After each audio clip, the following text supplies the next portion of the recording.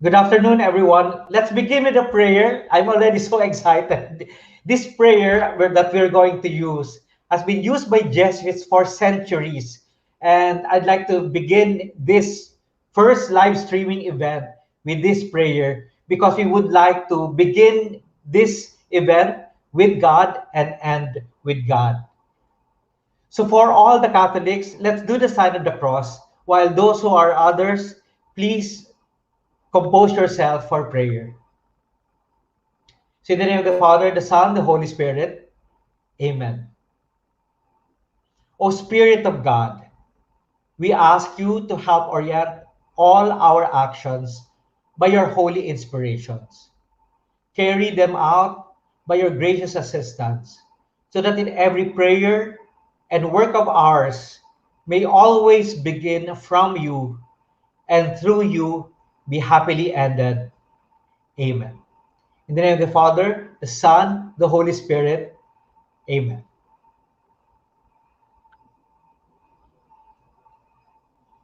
Mga kababayan, ang pambansang awit ng Pilipinas. Kayang magiliw, telas ng sinangalan, alam ng puso, sa dikit mo'y buhay. Lupang hinirang, tuyag ka ng magiting, sa manlulupin, di ka pasisingil, sa nagatang tutok sa simoy at sa langit mo pagaw, ay ginatang tulad, awit sa pagkayang minamahal, ang isang ng patawad mo'y tagumpay na nag-iindig, ang bituin at araw niya kailan pamay di magdidinig, luman ang araw ng warhabit pagsinta, mo'y langit sa piling mo. Ang higaya na pagkay mga akin, ang mamatay ng dahil sa'yo.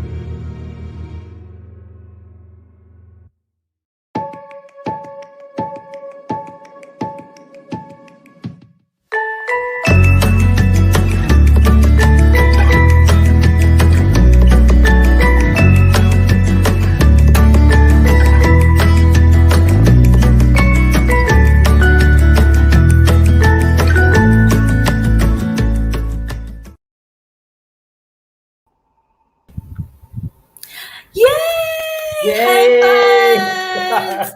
Hi, Yay! Mark. We're live! Yeah. Let's welcome first all our tagapakinig at taga Yes. tanaw kumbaga sa Bisaya. Maayong hapon po kaninyong Maayong taga. hapon! Tama ba Pads, yung we Bisaya already ko? have, Hindi po talaga ako yes, Pads. taga A rito. plus ka, A plus ka sa akin, Pads. We already have 800 viewers sa Facebook and counting! Wow. Yes! Thank you very much, guys, for being really be part of our endeavor to share what we are all undergoing. And our topic today is very relevant kasi mental health. And Yes, during the that's true. pandemic, di ba, March, no, nung nagkataon na face-to-face, tapos biglang nag-online tayo lahat, biglang Very nagdagsaan. unexpected. Yes, Yes. yung tungkol sa mental health issues. Mm-mm. Si March po, magkatrabaho po kami. Si March po ay aming guidance counselors in senior high school. Yes. Shout out sa Wellness and Testing Center, my Shout out to colleagues who's everyone. also Okay. watching. But we have a lot of people who are not just in Yes, Ateneo but Davao, but there are many people are watching us. Do you know that we are sharing the same things? We are sharing the same challenges of online. Walang experts sa online, kaya sana our episode, this first episode, exciting, can help all of us. And if you have a lot of questions, just put in your questions. We hope we will be able to answer them. And by the way, we already asked you, those who registered, if you have already questions. So we will answer your questions. And just in case we will not be able to answer all of them, we will continue answering them in our next episode. Right, Marge? Wow! Kasi Yes, parang Pads. kwentuhan tayo dahil mas maganda nagtutulungan tayo. Hindi masyado That's true. webinar feels, parang lang tayo. Magkakaibigan. Yes, Pads, yes. Diba? That's true, Kasi, that's yun. true. So guys, maraming salamat. So welcome to our webinar. Let's dive right in para diretso na kaagad. Wala na masyadong Game. Wala na masyadong ek-ek. Sige, Pads, game, Pads. Ikaw muna magpapakilala ng exciting Okay. nating mga guests. Sige. So, our guest for today, like what Father said, hindi to siya parang webinar na uupo ka lang, but this is really a conversation about mental health and all of our struggles during the online learning. So, let me introduce our first guest. Gab is currently an assistant professor of the Department of Psychology from Ateneo de Davao University. He is also the current external director for Coppers, yes. And in 2017, he finished his degree on counseling from Monash University, Melbourne, Australia, through the Australian Awards. While taking his postgraduate degree, he also finished his professional certificate in positive psychology from Langley Group. So Gab finished his training in acceptance and commitment therapy and was able to present in Dublin, Ireland. He uses ACT as his framework for life. So he is the groom to be. Gabo, my former college teacher, turned into master's classmate, then graduate school teacher, and now colleague. Hi, Sir Gabo. So next, Father, can you also introduce our second guest? Yes. Our second guest always treats us to turkey. She brings turkey because of Father R.C. Ocampo. But Mabel, Dr. Mabel Isabel Soriano Lemon is a practicing psychologist. She is the director of the Center of Psychological Extension and Research Services, so we call COPERS. Just in case that we are not able to handle many cases, always remember that pag hindi mo ma-handle, always refer to people who are professionals. So kami in school, we refer our cases to our COPERS professionals. So she is no other than its director. She's also a resident psychologist in her own Horizon Psychological and Testing Center Incorporated. And she's a mental health specialist in the city government of Davao. Diba? But she also had her MBA in International Business, NACS business talaga, at St. Mary's College of California. Mag-guest natin, galing abroad. Wow!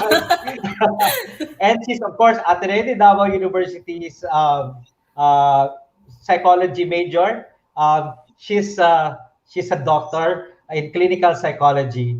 And she gave reason to, ang dami niyang talk, sobrang dami na sabi ko, pili na lang ako ng pinaka-relevant, especially that's very recent. So she gave a talk in psychospirituality, so psychology and spirituality together, and thriving with the pandemic. O, di ba? Tamang-tama. And valuing our work. And this is very important for many of us who are watching, our teachers, class advisors, or, in your own professional area. And she just gave also mission possible, or hindi mission impossible, but mission possible, that we can give and assist people in their mental health, and at the same time, psychological first aid. So without further ado, Mabel! Sabi namin, wag na tayo magtawagan ng mga Dr. Mabel, ganyan. Magkakaibigan lang tayo lahat. Hello! Yeah. Hi, Ma'am! Hi, Hi, everyone. good Good afternoon to all our listeners. Hi, everyone. Hello! So, Pads, do we go straight to the Go questions? through, yes. Sige. Ganun lang tayo. Okay, You have okay. your questions, we will answer them in this show that we have. Okay. So there was one question that was thrown to all of us. Sabi niya, why do you want, or what push you to create a program or a webinar about mental health? This is not actually a webinar. This is just a show. Usap lang tayo. Yes, What push us? Well, let me begin that, because yes, I'm Father J.B. Gonzalez. I'm the director of the Ignatian Spirituality and Formation Office. And this is welcome to our ISFO studios.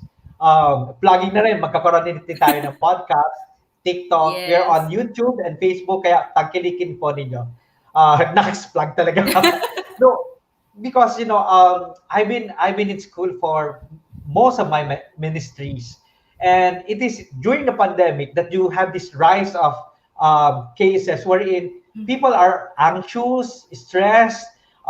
Sometimes the way they judge things are skewed because of what happened to all of us because of the pandemic. And then everyone went into online education, and online education has been very difficult for all of us. Guys, akala nyo, it's just the students. Guys, alam nyo ba, kami mga teachers, Kami rin. din, kami rin kasi hindi kami, walang experts sa online.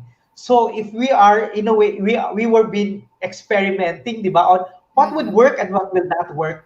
Nakaka-stress din yon. So mental health is a concern for everyone, not just our students, right? But also because of many of our professionals. So that's why we thought about what can we do to help each other. Sabi ko each other, di ba? So we're not just here like professionals telling you what to do, but we can also learn from you how you cope. Maybe you can throw us your effective ways, and let's learn from each other. So that's the reason why. So maybe I can ask now our our psychologists and our guests to tell us. Let's first define, what do we mean by mental health? Ano ba talaga tong mental health, kuya, ate, di ba? So, Mabel, ikaw lang muna. Sige. So let me start. So mental health actually has to do with our thoughts, our feelings, and behaviors, no? And more about how we cope with the ups and downs of our lives and how we face the challenges in our lives. So there you go, Father. That's how I So would part of define mental part of being mentally healthy is resilience, no? Pero hindi to yung toxic resiliency, ha? Yung toxic resiliency denies the pain that we all undergo. No, it is not. We are accepting the pain that we are all undergoing, but we are telling that maybe there are things that we can do to get to thrive in this kind of challenge that we have, diba? So maybe Gabo Nats. What can you say? Diba? Ang dami kasing definitions of mental health. We have a lot of definitions of mental health. But if I can go broader and more general into it, I'd like to talk about well-being. Diba? It's the broader term actually is well-being. And one definition that I really like was given to us by Dr. Felicia Huppert, when she said that well-being is feeling good and functioning well. Ang ganda ng definition, di ba? Feeling good and functioning well means that well-being is more of a personal construct. Meaning, in layman's terms, ikaw lang ang makakasabi kung okay ka. ikaw lang ang makakasabi ng um, kung you're still functioning well. Kasi kung titingnan mo, some people might prioritize spirituality over finances, di ba?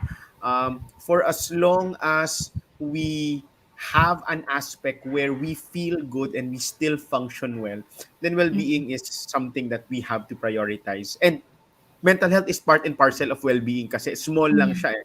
One concept lang siya. Pero mas magandang pag-usapan natin yung well-being kasi mas madami siyang masakop. Yeah.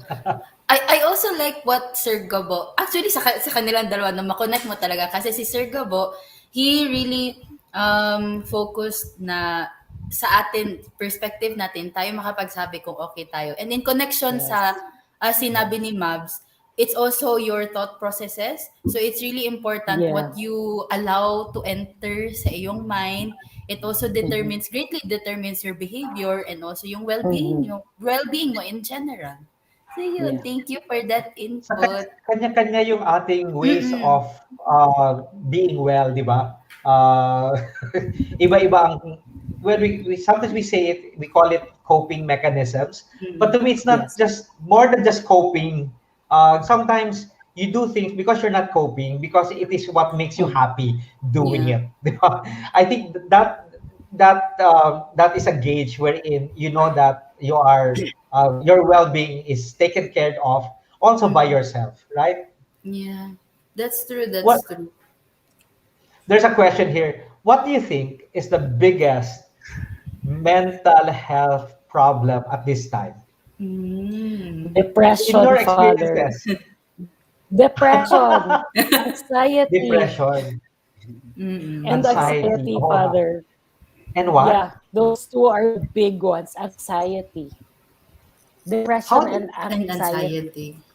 What do you think are the causes of anxiety in these times? Okay. In cognitive behavioral therapy, which I am more leaning towards, anxiety is an overestimation of a threat and an underestimation of your resources to cope. So, in other words, a little thing, for example, that you come across scares you so much, and then you already anticipate that you won't have the resources to cope or you won't be able to do anything about it. So, that is what actually contributes to anxiety. Ito ba yung sinasabi nila, nauunahan ka ng takot?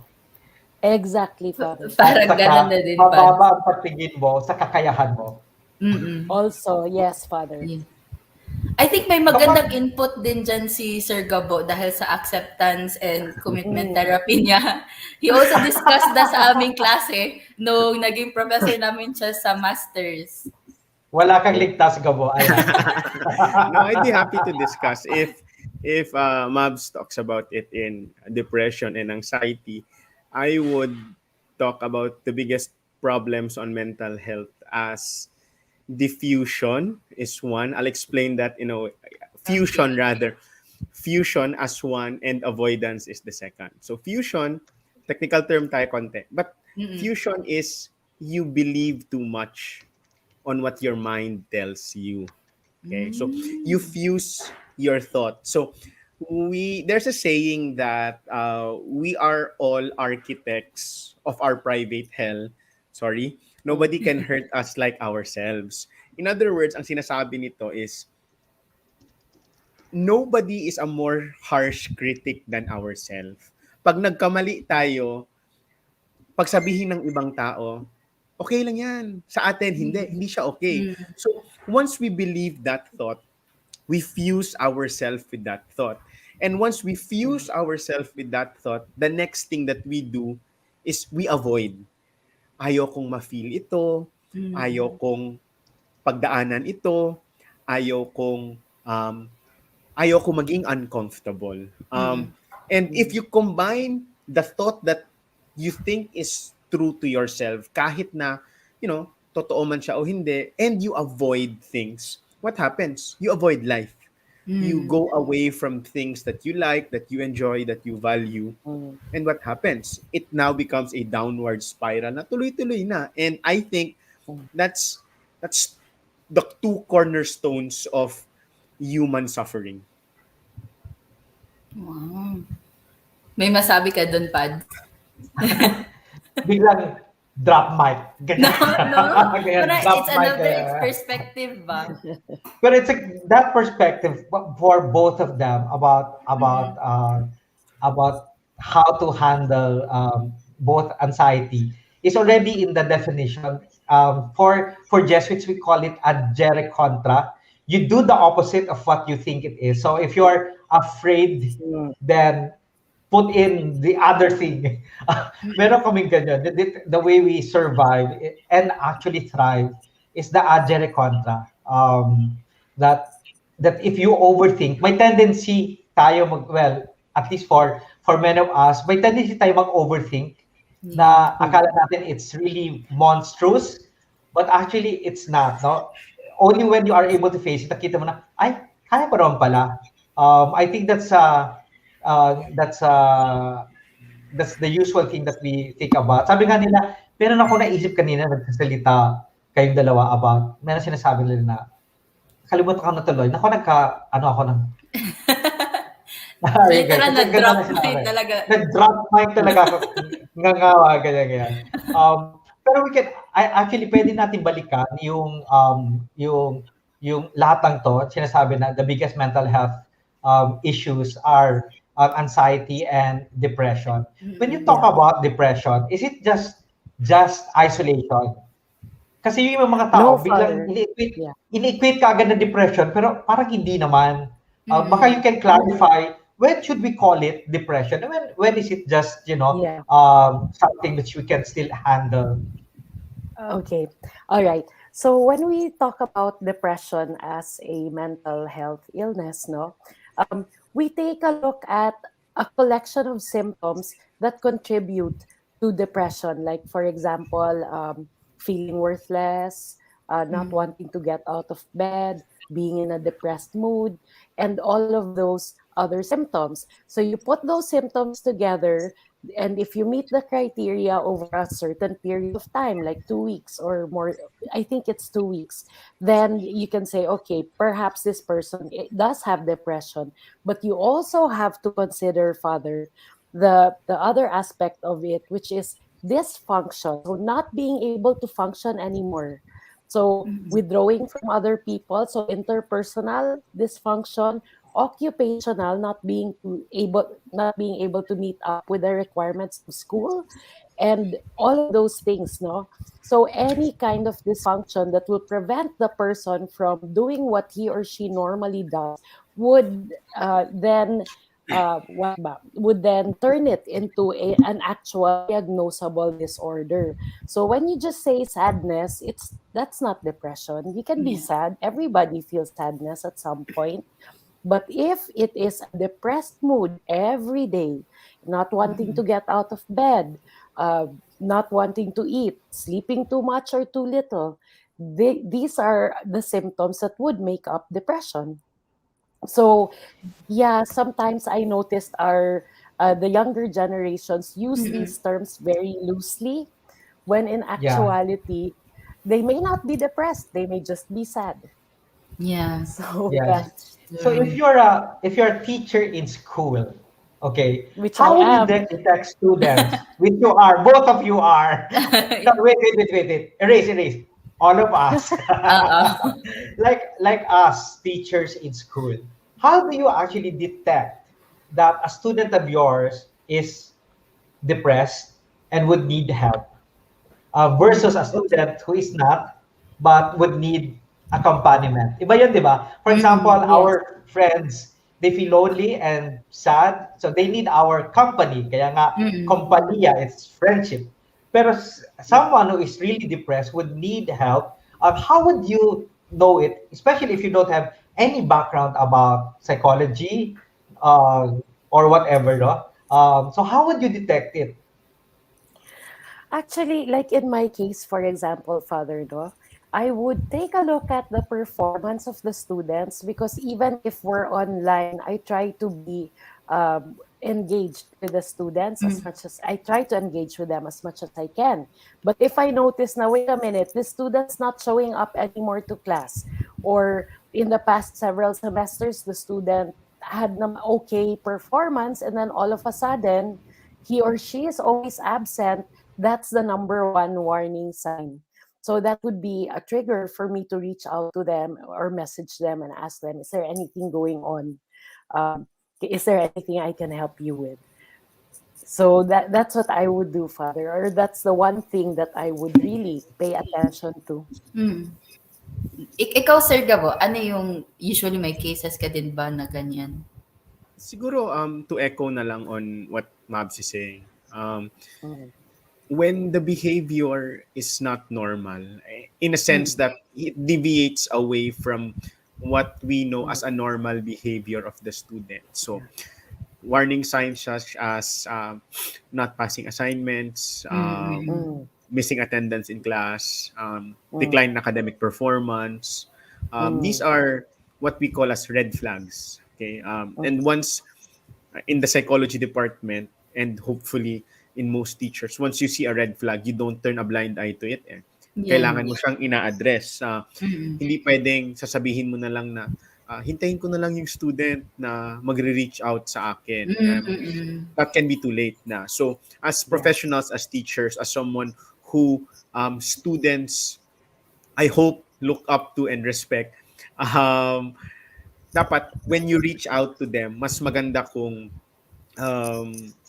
in a way that's caring and compassion, because that's how mental health should be. A mental health conversation should be open, caring, and ako personally, when I talk to students in a mental health conversation, it's not me as a teacher. I show you na okay, mababa ang performance mo, you're missing class, I'm concerned, but after that, I'm talking to you from a perspective na I'm a mental health concern. I'm a mental health advocate rather na. Mag-usap tayo. Let's have this conversation. How can I help? Everyone's struggling. And how do we now understand how I, as a teacher, can help you as a student? Or even how can I, as a person, help another person in need? That's good to note, Gabo, no? Kasi both of you really emphasize how it's important to, in general term, parang seek help talaga. So as teachers, it's really important na kapag beyond our skills or knowledge, it's really important to refer and seek help from mental health advocates and mental health professionals. Lalo na ngayon na pandemic, the sudden shift to online learning really na-shock tayo lahat, lalo na ang mga students. And I've also noticed sa aking mga students, mga cases ko, it's really difficult for them to remain mentally healthy or to take care of their well-being is because of they have difficulty setting boundaries between home and also their class life, and sometimes sa atin din paminsan kailangan natin magluto, pero si Sir Gabo lutuan naman siya. Okay, so ganun siya. So it's really important to take note of that one. Pads, do you want to say something? Yes. Sorry guys, medyo nawala yung internet ko, disappearing act.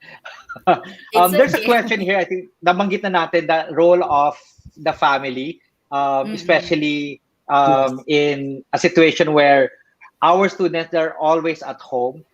There's a question here. How can we normalize the term mental health problem or issue to our parents? Other youths out there are suffering with depression because their parents doesn't really acknowledge this kind of issue. They usually say kaartehan lang yan. O kaya yung lagi ko narinig na sinabi, baka bored ka lang. How do you manage this kind of cases? Sir Gabo? Anyone? Go ahead. Ako, Go ahead, I think Gabo. dito pumapasok ang generational thing, differences. Because you would hear older adults saying na sa amin nung panahon namin, yes, Pag itinitis ka, hindi agad magre-react sa social media, hindi lahat ganito, hindi lahat ganito. Bakit ang kabataan ngayon ay sensitive? We also have to understand that times have changed, Yeah. that behaviors have changed, that information is now more accessible. Um, but to answer that question, I think one of the important things that we have to do to destigmatize mental health is not put a spotlight on it. Now, a lot of people are, and let me explain a lot of people are saying mental health is important, but to spotlight mental health in such a way na it becomes a conversation where it is at a higher pedestal compared to any other conversation is wrong. Because mental health is a conversation that should be free flowing, that should be open, that should not be taboo. So if we put mental health concerns over our academic concerns, that's not going to work. But if we put mental health, academic concerns, physical concerns on an everyday conversation, let's say in a dinner table where your son or daughter or child or father or mother might say, I'm not feeling too good. Okay? The initial reaction is, itulog mo lang yan, bukas na yan, nag-inaarte ka lang, rather than saying, okay, what happened? Do you want to talk about it? Because that opens up a lot of conversations around mental health. Yeah, that's true. Okay. Yeah, on my end, Father. Bubble generation na. Lahat naalala mo, generation na. Nabulunan. I know, Father, no out. But on my end, I think that one way to address this is to actually raise awareness of what depression is, what anxiety is, and in that way, parents are more aware that, oh, so my child isn't making it up, or oh, so these are the possible causes of mental disorder. But sometimes parents think, but I gave you everything. That's I gave you, true. diba, a good education. I can relate to that. I raised you well. Why is there something wrong with you? I've heard that before from parents, right, Marge? Yes, that's really true. That's why I can relate to what you are mentioning, and also what Sir Gabo is also mentioning, na dapat everyday conversation siya. And Yeah. it's also important na may awareness. Kasi paminsan, Yeah. yung ibang parents, hindi sila makinig sa'yo just because anak ka nila and then dito ka, parent, ganyan nga. So I think it really needs to have, parang kailangan may third person na mag-inform ka ni, okay, this is real, this is happening, you can experience this, your child is experiencing this. So, good point din talaga yung sinabi niyo. So, another thing also that I make sure to tell parents is, don't blame yourself that this happened. Because, like, I would say, 70% of the time, it's a physiological thing. It's not like all in the mind. Diba? Like disorders like bipolar disorder and those that have a physical or physiological basis are just happen. It's like diabetes or getting a headache or having a cold or, experiencing these symptoms are actually quite normal among those who experience also mental illnesses. My experience with a lot of the people who talk to me, especially parents, is that I think it is also how they handle the use of technology. Why is that so? No, alam mo, sabi nila, Father, itong anak ko, nandito na ako sa harapan niya, pero ang kausap niya wala sa harapan niya. Kasi hawak-hawak yung cellphone. Part of it is also to discipline, to tell that the parents should say that when we eat, no cell phone, so that we can talk. Because I think we have lost that because of, I guess, Netflix, or we were watching different shows on television or in the internet now. But it is important to have a sacred time, like eating time. That's when you discuss about a lot of things, nagkukumustahan. These are very natural ways. There's a question here that relates to this. No? The question was, how can the young and the elderly, elderly talaga, why do I feel so like I'm the Oo elderly? nga. Guys, Father, stop. we're all Stop, I feel Generation old. X. Yes, Babel. Nagkakausap lang natin kahapon. I think the parents of many of those who ask these questions, they're our generation. Si X kaya. Kaya sabi ko, kay Gabs, ang sakit naman yung generational. Kaya. pero the question is very legitimate. How can the elderly, or their parents and the young arrive at, a compromise where they come to equal terms on removing what was said, that this stigma about mental health. How would you advise those who are here? I guess many teachers here or those who are attending are parents, di ba? So they're not just the kids, no, they're just parents. So what would you tell them? They're now watching us. I will be respectful and have the elder adult talk first. So I'll give the floor first to Dr. Lemon because My good ouch. You go out. Wait till I see you. Ala! Pero ito, Okay. personal question sa ating mga bata-bata dito kay Marge sa kay Gabo. Sige. Sa totoo lang, no? I'm sure you are reacting to many elders who say, tumahimik ka, matanda ka na. Ganyan, bata ka pa lang, ganon. Di ba? Ganyan. What happens to your mind, especially both of you have a knowledge in terms of psychology, etc., ganyan, all of those, what happens in there? So, ikaw, Sir Gabo, kasi mas matanda. Honestly, kasi sharing naman to, di ba? binalik ni Marge sa akin yung age I love card, you, no? Father. What goes around comes I love around. you, Ang bilis Father. ng karma. There you go. Ano man? Ikaw No, I think muna, because- Sir Gabo. Di ba?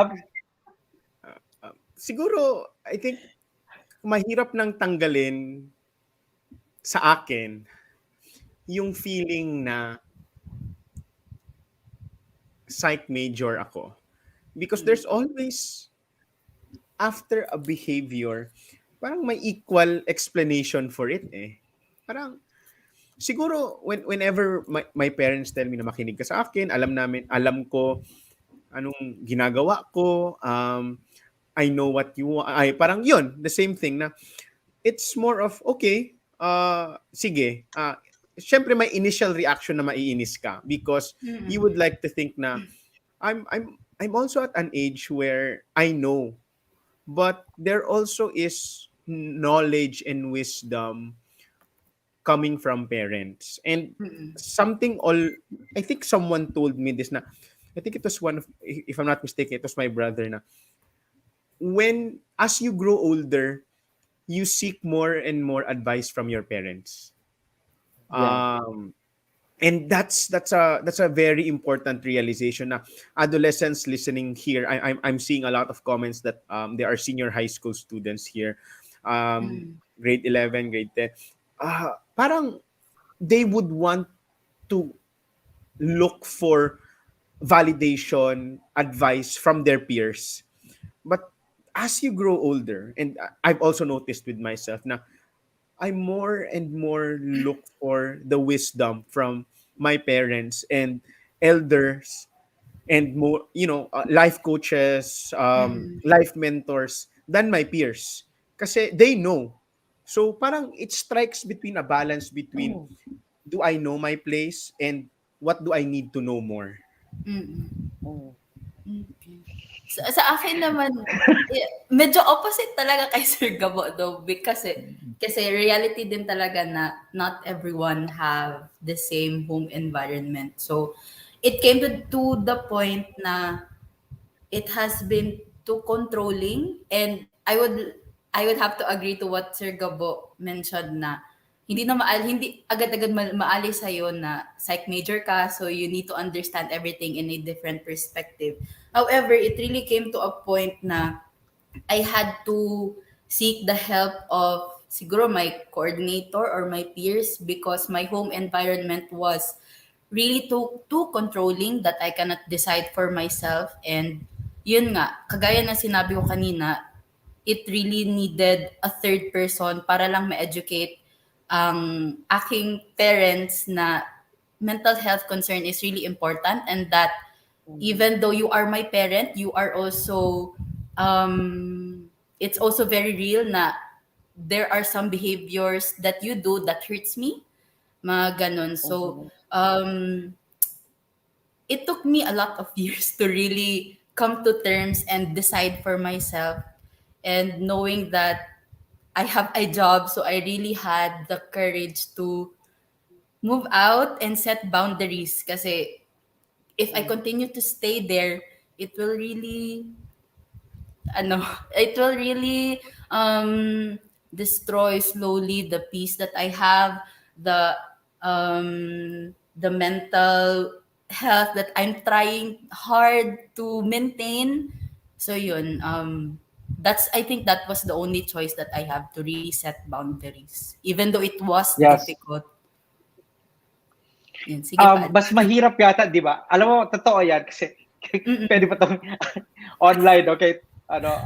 Kahit kaming pare, alam mo yon, alam mo, lagi kami nagbibigay, nag-advise sa mga tao, pero kapag yung kapamilya mo na yung advice mo, ang hirap.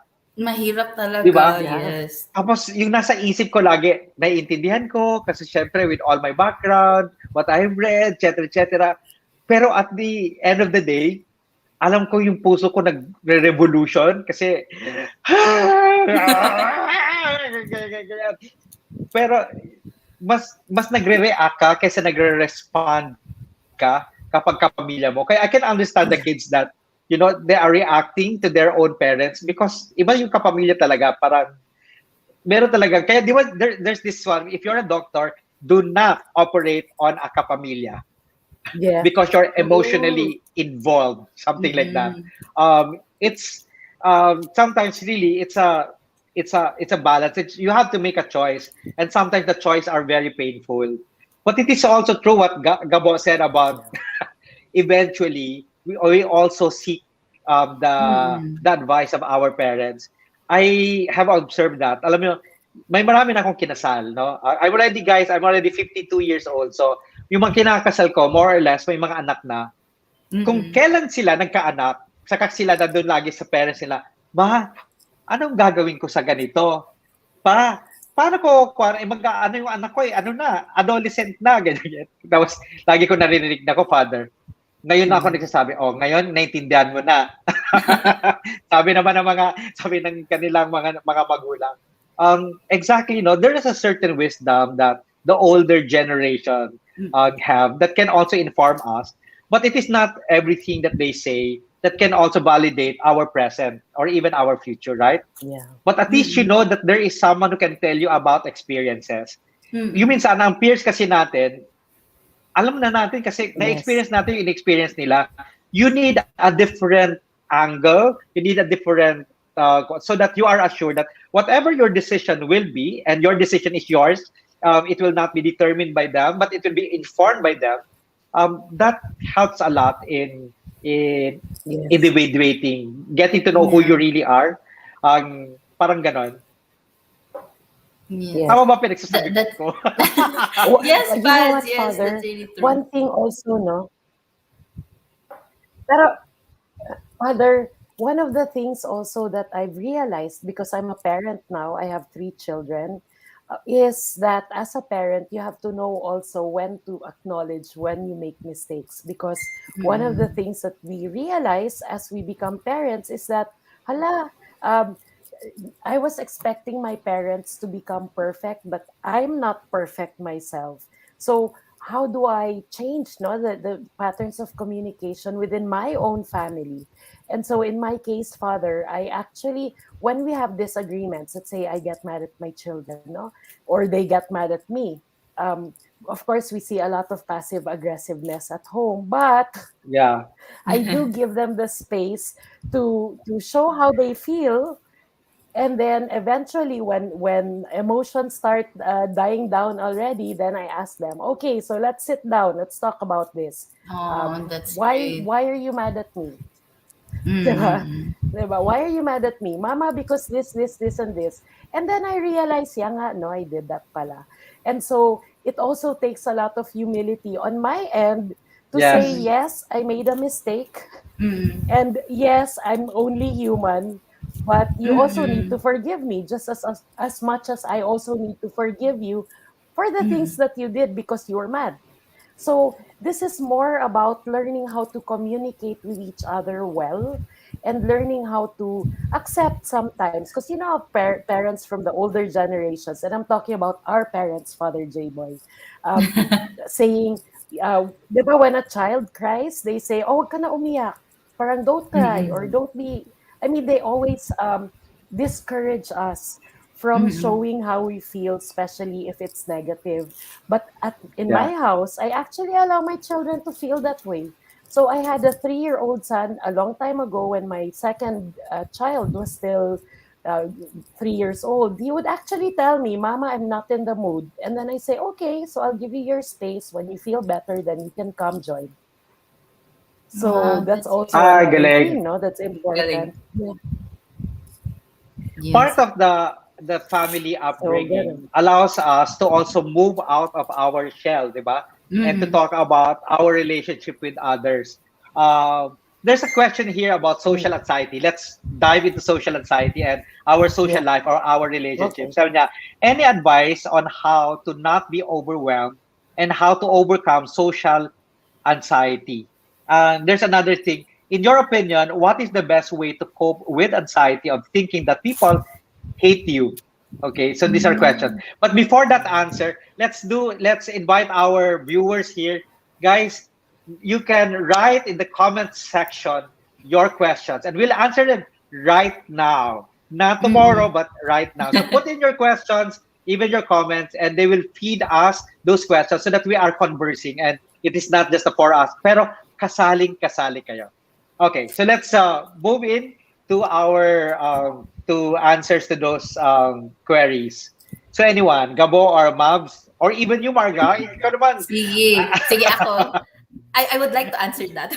Kasi parang, syempre, before this live stream happened, it's such a big responsibility, no? Tapos pilot Yeah. episode pa talaga. So, hindi talaga maiwasan na hindi ma-anxious, mag-overthink sa what if may mali Mm. ako masabi or kaya what if hindi peg ng audience. But then, just like ano ang natutunan ko sa CBT, itong mga irrational thoughts na to, it's really, sometimes not all of it is true. Kasi hindi pa man nangyari. And tingnan mo ngayon, ang dami nating viewers and free-flowing lang na ating Mm. conversation. It's really very chill. Mm. So, what I would usually do in my experiences is, I really like to write. So, I write down my thoughts and then I challenge myself immediately na, okay, hindi pa man nangyari, so bakit ka, it's normal na makulbaan. I hope maintindihan mo, Mm. Mabs, ha? Makulbaan is, maintindihan mo siguro ang makulbaan, Ah, Mabs, no? ano to? Yes, so, Kinabahan. Yeah, I do yes, naman. kinabahan. I know what that means. Okay. So yun, normal lang kabahan, pero at the same time, siguro yung self-efficacy na din na, okay, you survive a lot of things in your life, you can do this, maliit na bagay na to, you have a lot of people who you can seek help or Mm. advices. So yun, that's how I generally face if I ever feel anxious. Yun na, Pads. Thank you. Sir Gabo, how Talaga. about Yung you? Ako naman, these questions are for me, life questions, di ba? And how do you deal with things that make you uncomfortable? And I like to quote social anxiety, the rejection, trust. And I'd like to quote the founder of acceptance and commitment therapy here, Stephen Hayes, when he said, "We hurt where we care, and we care where we hurt." And that, and I think I mentioned this to you. Pain and purpose are two sides of the same coin. So if you are, and let me expound on this, if you are afraid of, if you have social anxiety, then that only means that you care about making friends, that you care about what people think about you, and that you care about people liking you. Mm, So when we understand the mm, meaning of how our values play into our behavior, how our values play into what we want to do, the thoughts that are in our head doesn't really matter if it's true or not. What values, what matters right now is mm, is that thought or behavior aligned to the life that I want? And if the life that I want is to be free mm, of social anxiety, then I should be able to make room for rejection. I should be able to make room for people not liking me. And because if I avoid people, I'm not going towards the life that I want. I'm moving away from it. And therefore, this is how pain and purpose are talking about the same values. And this is why I think avoidance and fusion with the thought are the two cornerstones of human suffering. Wow. Wow, talaga. Drop mic ulit. Drop mic ulit. Sorry, drop mic ulit. Ito yung dahilan, di ba? Sabi nga, maybe in our experiences, we get hurt by the people we care about, di ba? Mas nasasaktan tayo kapag mahal natin, pero pag hindi na naman natin siya masyadong kilala, mahal, kebs tayo. Yes. Pero, yun ang ibig sabihin nun, di ba? At saka yung sinasabi nila about relationships, it's very true, no? It's sometimes nakakatakot kasi ma-reject. Sa totoo lang, di ba? Nakakatakot ma-reject kasi it's very, very painful. Kasi the rejection is like, I don't like your person. It's like the whole of you. Wherein, to me, no, when we're talking about mental health, even our behavior, our viewpoint, wait, if he doesn't like me, it's not the whole of me. You know, there are many things he doesn't know. Joe Hardy's window lang ang peg. That person doesn't know. Kaya so ganun. How about you? Natakot, as psychologist, ganyan. So alam nyo na to. You know this in your mind. Nasasaktan pa rin ba kayo? I mean, you know. Ma'am. Ano gabo? Natatakot. Meron ka pa rin takot bang ma-reject ng mga tao? Of course, we hurt. Of course. And siguro when your client tells you, di ba? It's normal. So when your client tells you or na, your crush. or, di ba? When your client tells you na, parang, I'll stop. This isn't working. The sessions aren't working. You question yourself na parang ako ba ang may mali? Oh. If you feed into that thought na ako ba ang may mali, what about the rest of the people that you're talking to? That means you're moving away from them as well. And if you believe this thought na ako yung may mali, na hindi ako enough, na hindi ako sufficient, what about the other people that I'm successfully helping? Diba? So yes, it's a human emotion, reaction to feel rejected, to feel lonely, to feel loved, happy, sad, disconnected, bored. All of these are part of mental health. And that's good. That's good. Definitely. That's good that we talk about it. Definitely. Ano yung nakakatulong para you can get over? Like that. Diba? Oo naman, kahit ako, grabe naman. Hindi naman ako exempted dyan, di ba? Kaya, lalo na many of our work is really with people. People do reject us, di ba? Some students, they like you, some students will not like you. But, it's part of the job. So, but, kailangan mo masanay. May mga nagtatanong, pag papasok sila sa relationship, pag nagkakasakitan na, sakitan na yung, hindi to yung battery, no? Hindi ito yung violence. Iba yung violence. The emotional lang. Yeah, it's just the emotional kasi minsan may nasabing nakakasakit, etc. Ang pain is always part of any relationship, di ba? Alam mo, in spirituality, kaya yung sinasabi natin, if you want to love, kasama talaga dyan yung cross. Kasi yung cross, ang lahat ng suffering at pain na you will undergo because it's part of your loving, or and I think to be mentally well is really to accept that there are, as you've said, that there are changes in our lives, that behavior has also changed over time, that there are different generations and they have handled different pandemics in their lives. That it's also to accept that pain is part of it. Sometimes, I call it necessary pain. For example, studying. Studying is painful. But it's a necessary pain for one to graduate. That's why I love graduations. Ang graduation, when I look at a student na nakagraduate, at the back of my mind, ang dami itong dinaanan, kaya nakagraduate siya. Pero, nagdidiriwang din ako, I'm also happy and celebrate that person because he or she has triumphed over those things. They discovered the resources that they have. Diba? Oh, by the way, meron na tayong live questions. Yay! Oh, game na. Thank you for game commenting your question. Sige. Yes. Ano yung mga live questions natin? Ayan. From Moira Athena. Sige, go back. Sige nga.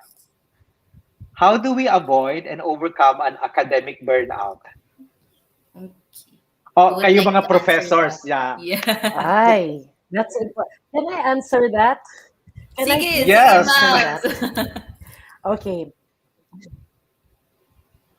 So to avoid academic burnout, stop being hard on yourself. Take breaks. Manage your time better. Take care of yourself. Know when you're tired. Listen to your body. Those are the most important things that you can do. Because guess what? A burnout feels like depression or anxiety. A burnout will make you feel like a failure when you're not. So it's very important that you recognize these symptoms very early on so that you can do something about it. And how to avoid it is to make sure that you have the right amount of balance between your social life, your love life, your academic life, family life, and all the other areas in your life. No? So you have to set aside time for leisure and watch your K-drama if that's what you're into, or watch movies. Netflix, right, Father? Go out on dates, talk to your boyfriend or girlfriend or friends. That's very important. So yeah, those are ways to deal with burnout.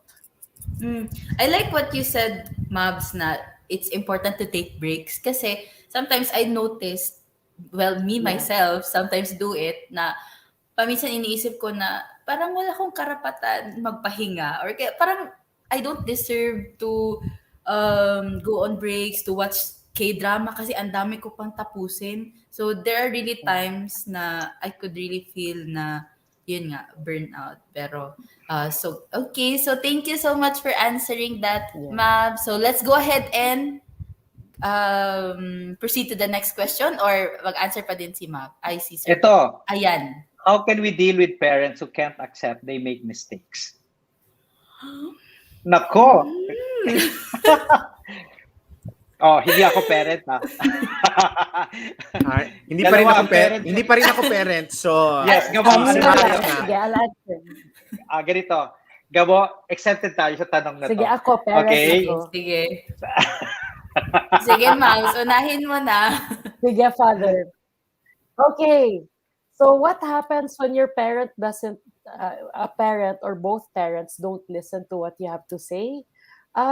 Actually, you can ease them into it. Don't expect their behavior to change overnight, but maybe you can show them, no? You can tell them, Dad, for example, maybe this is something that we can do. Let's try and talk a little bit more about feelings once in a while. It doesn't have to be all the time.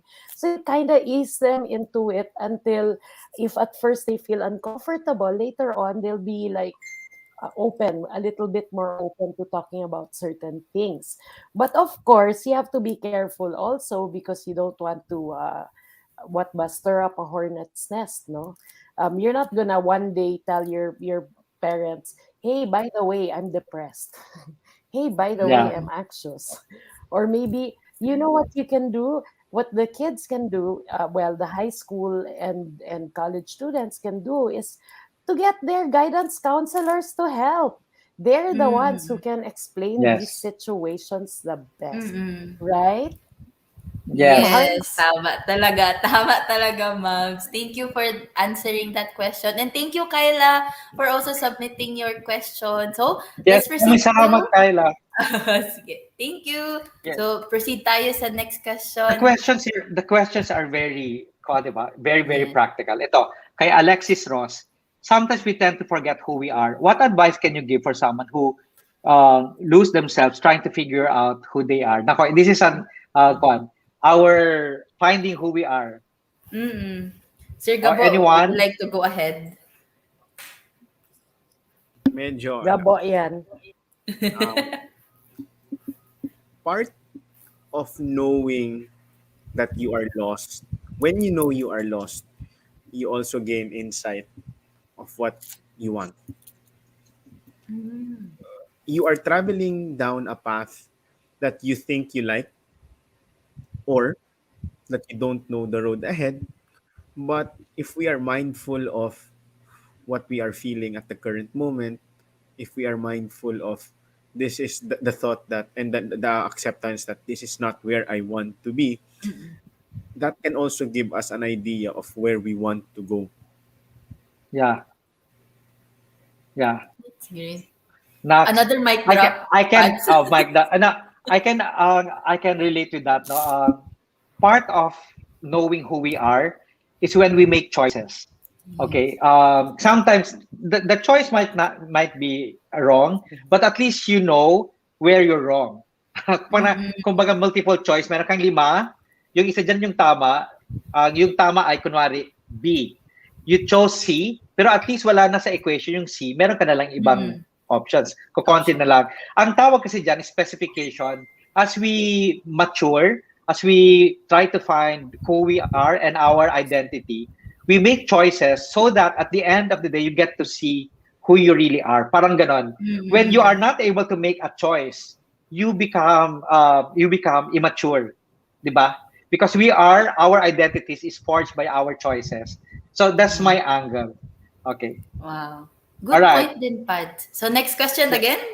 Our next question, kagad. Yay! Sige. Nakakatuwa naman to sobrang. Ayan, Jessa. Kailangan po ba talaga na magustuhan ka ng lahat? Oh. Sige, Sige na. Ooh, can I answer Hindi ka na, that? alam ka na. Gabs, Sige. sige, Gabs, ikaw. Ikaw muna. Hindi, kailangan ka lang magustuhan ng tama. Grabe talaga. So may Slow clap. may Wow. slow clap. So yung gusto mo, nagustuhan ka din kasi tama. Of course. Oh, nag-yes Best na nga, Nice. Pat. Ano tawag yan? Sana all. Kaya. Oh. Pero guys, totoo lang. Don't seek for the approval and validation of everyone. I think to me, validation is also important, right? But I have chosen the people whom I would like to validate me. Who are they? For example, I'll give you an example. Who are the people I have chosen to validate me? My fellow Jesuits, for example. I want them to tell me that I'm doing right or what I'm doing wrong. Also my family, some of my family members, some, not all family members, alam mo na, only some na, alam mo naman na, Yes. na they will give you negative or positive feedback, pero they're very sincere.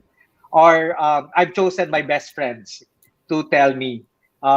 So you can just choose a few people who love you, care for you. They will tell you what is correct and what is wrong.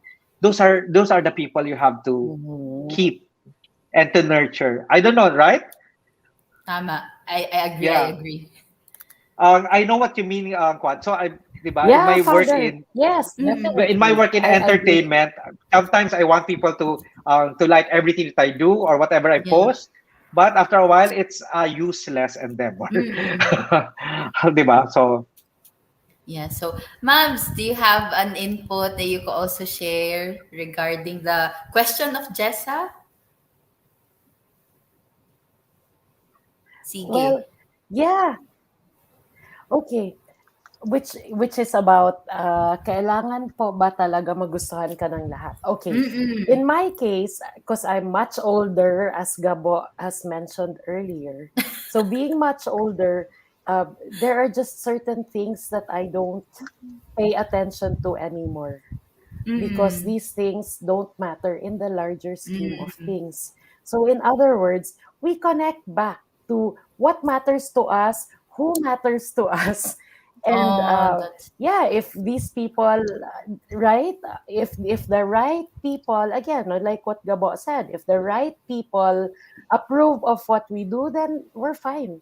Not mm. everybody has to have something good to say about us. There's nothing we can do about that. And that's where Father is right too.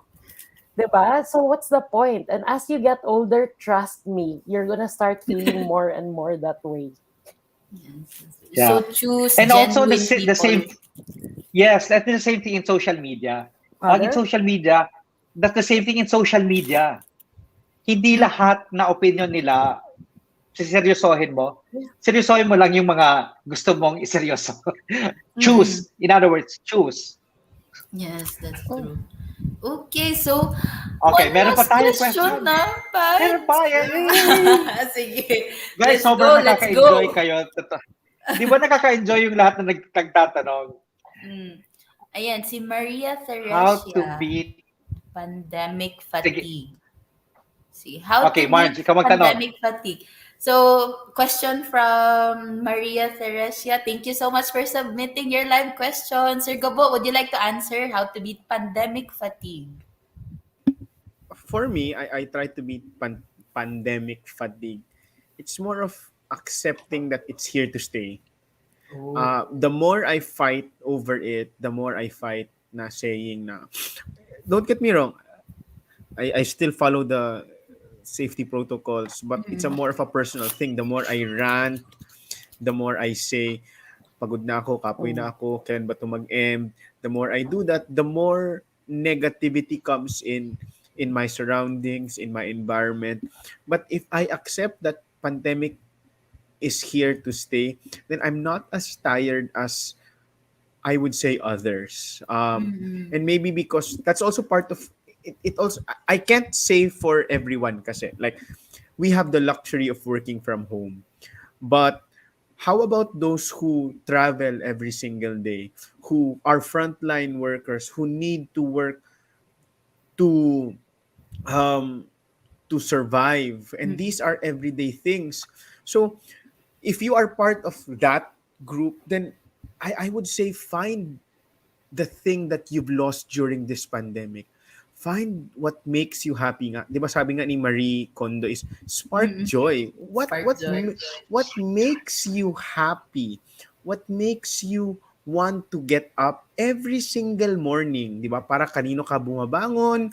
And Wow. dami na Oo akong nga. pinasok, di ba? Advertisement. Wala pala tong ano, wala tong bayad to ha. Kung ano lang nasa isip ko, yun lang yung lumalabas ha. Pero yan, find what you've lost and regain Mm-mm. it.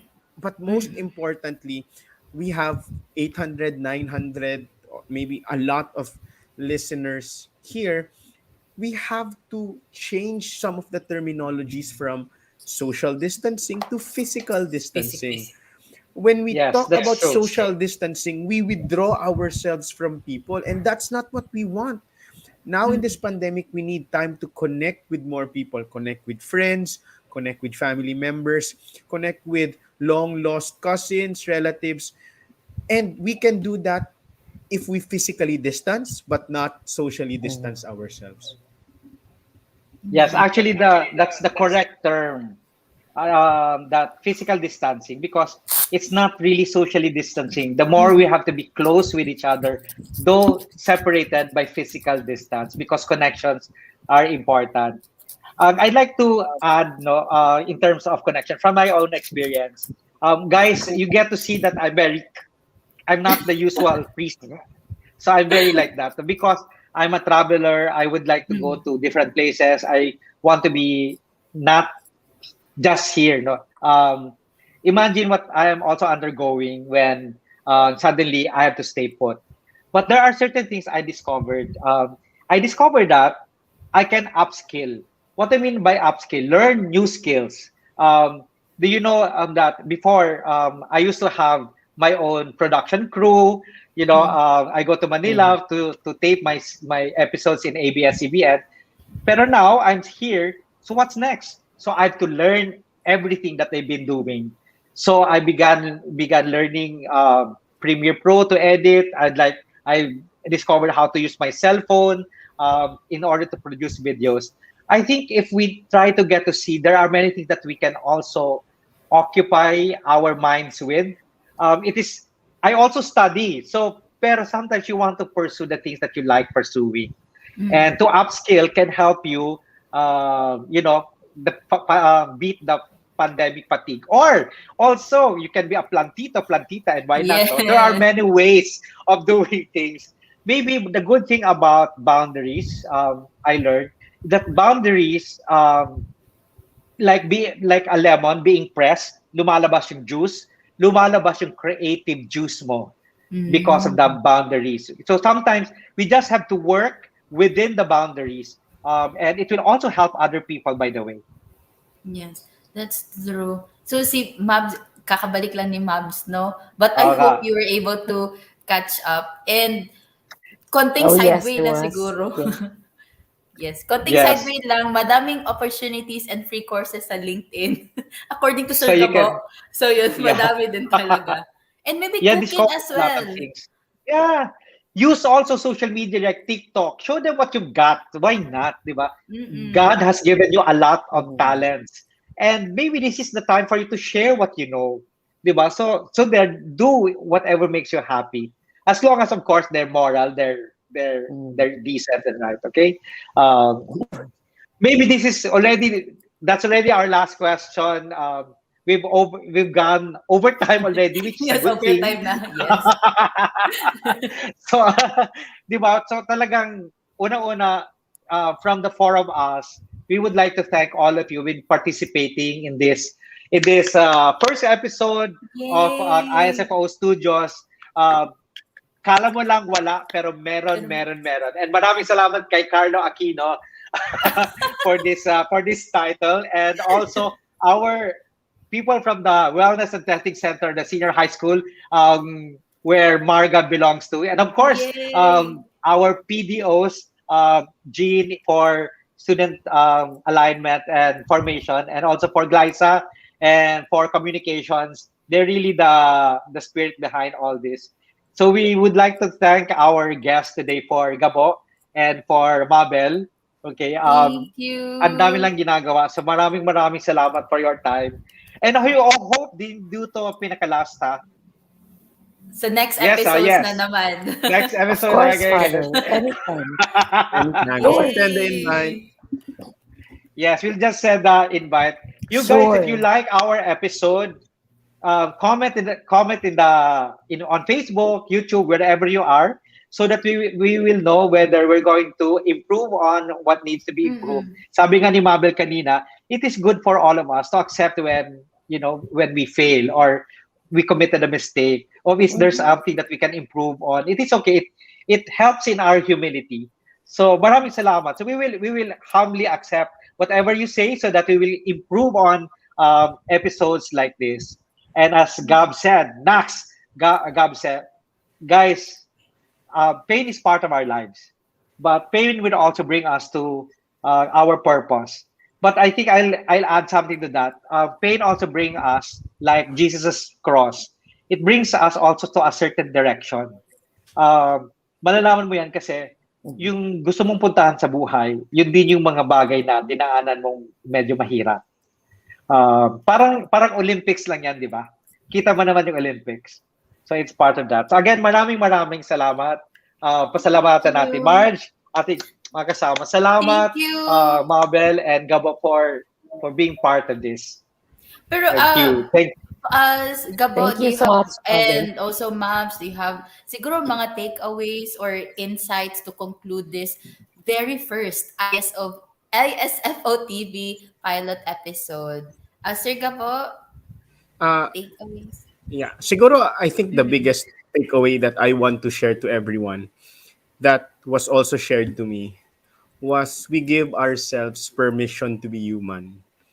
And the permission to be human Mm, is to feel the positive and the negative, the good and the bad, the Mm. happy and the sad, and all mm, the things that life gives us. mm, We should not always be happy nor yeah. we should be sad, but let us give ourselves that permission to be human. Wow. Another mic Baka drop, parang Yeah. last mic drop. BTS. Nice, Gab. Marga, parang BTS, Permission parang to permission dance. to dance.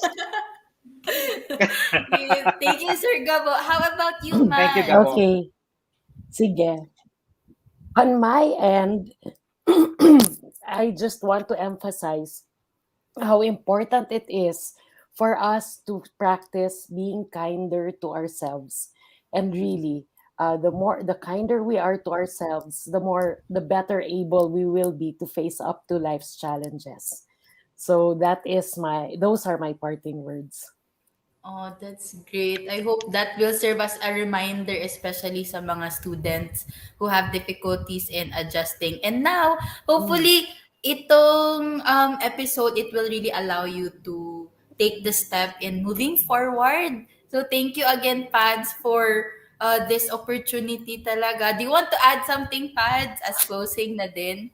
No more na. Okay. Just want to thank everyone who have been part of this. Maraming Thank salamat. you. Straight from our hearts. Thank you, Sir Gabo and Mams. Bye-bye. Yay! Success, Pads! Success! Thank you to our viewers. Thank you, Pads, for this Thank you opportunity. very much, guys. Bye! Thank